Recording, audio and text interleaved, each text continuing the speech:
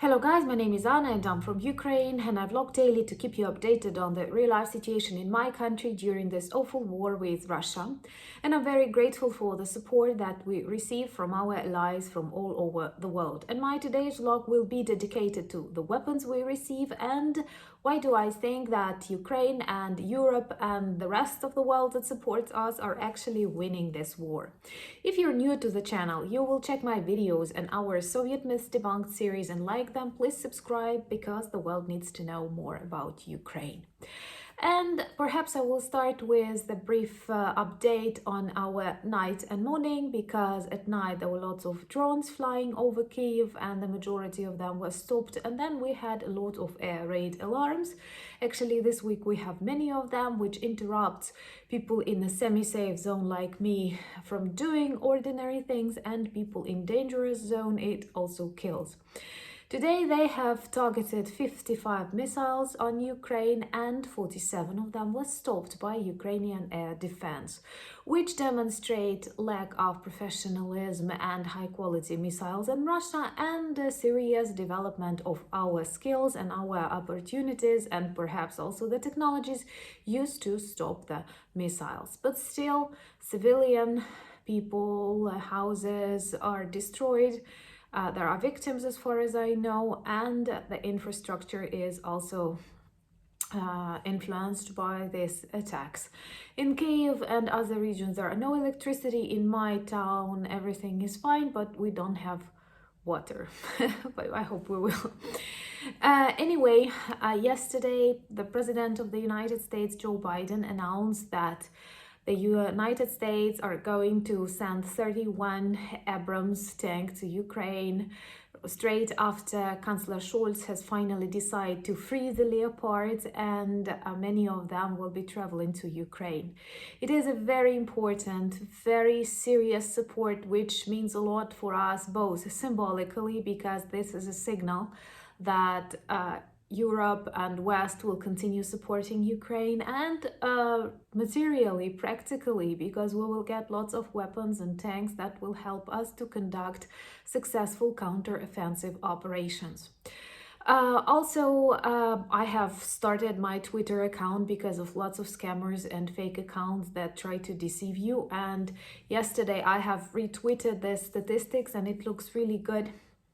And I have even put down some things, and I want to thank all the countries that support Ukraine. For example, recently when we were attracting attention and talking about tanks, we've received, we are going to receive 14 tanks from Germany, Leopards, 14 Leopards from Poland, 14 Challengers from Great Britain, now 31 Abrams from the United States, and many other countries support us. Of course, this is especially the United States, Great Britain, Nordic countries, Baltic countries, Poland, and many others. Plus, when I think about these huge things that you do for us, I always analyze also the size of the country and the amount of the help that it gives, because this is what also matters, how much people are ready to sacrifice to help. And if you're a small country, it does not matter to. I know that, for example, Estonia is giving a lot in comparison to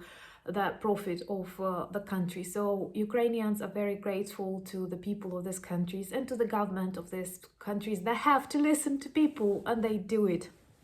Also, I know that we have received lots of Bradley cars, and also that our soldiers are training on how to use various howitzers, also lots of ammunition and armored vehicles.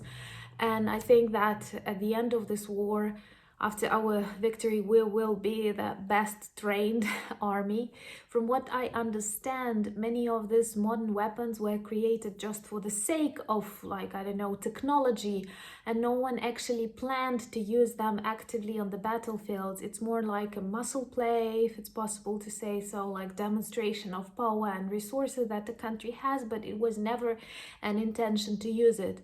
And I know that lots of weapon producers want to try their weapons on the battlefields of Ukraine, because this actually gives them a chance to see how it all works. Some of them are worried if, for example, their tanks or their machines won't perform well, maybe the prices will fall. But anyway, it was never our dream to have war. It was never our plan to become a battlefield of Europe and the world, but Russia left us with no choice.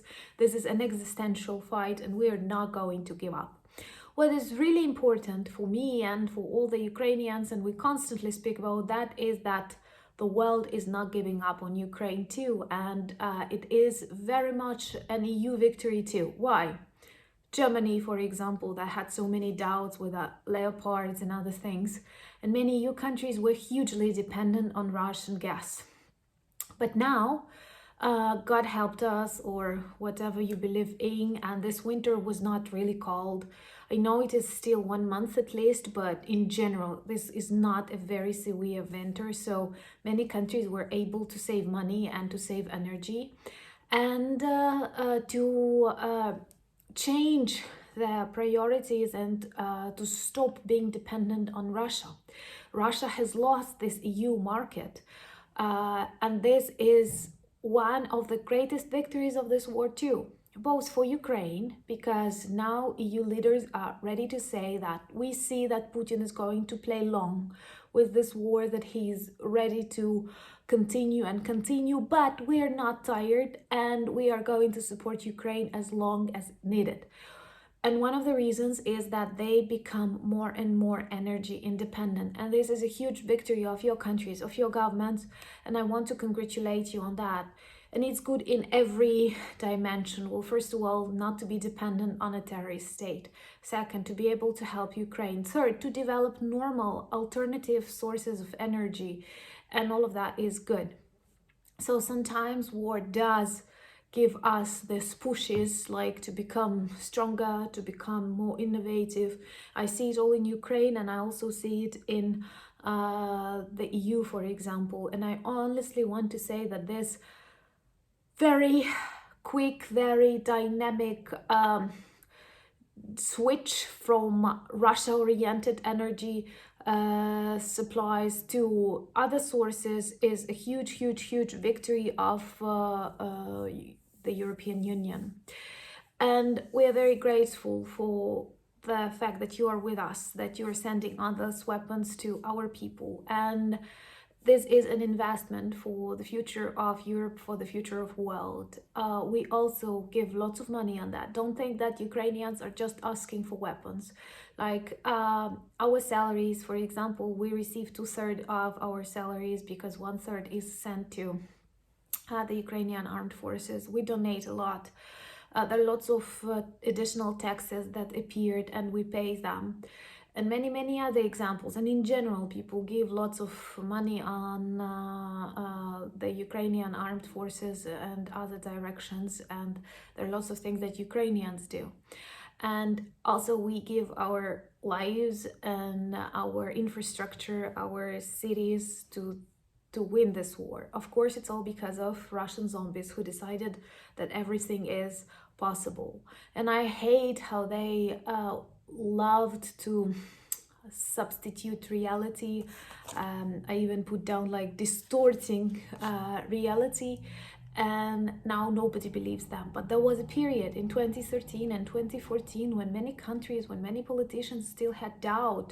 Maybe that's Ukrainians who are crazy. I'm really happy that now the world saw the true face of Russia and its president.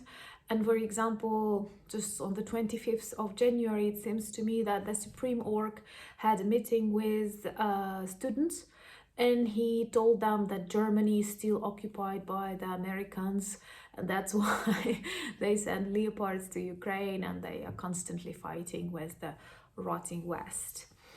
Anyway, thank you for being blooming West. Thank you for giving normal standards of life and rights and so on. I know no place is perfect, but there is at least a direction of freedom, democracy, respect, and some values that exist in the societies, in the civilized societies, something that Russia permanently lacks and wants to destroy. They are not able to develop it in themselves, and that's why they want to destroy any sign of that around.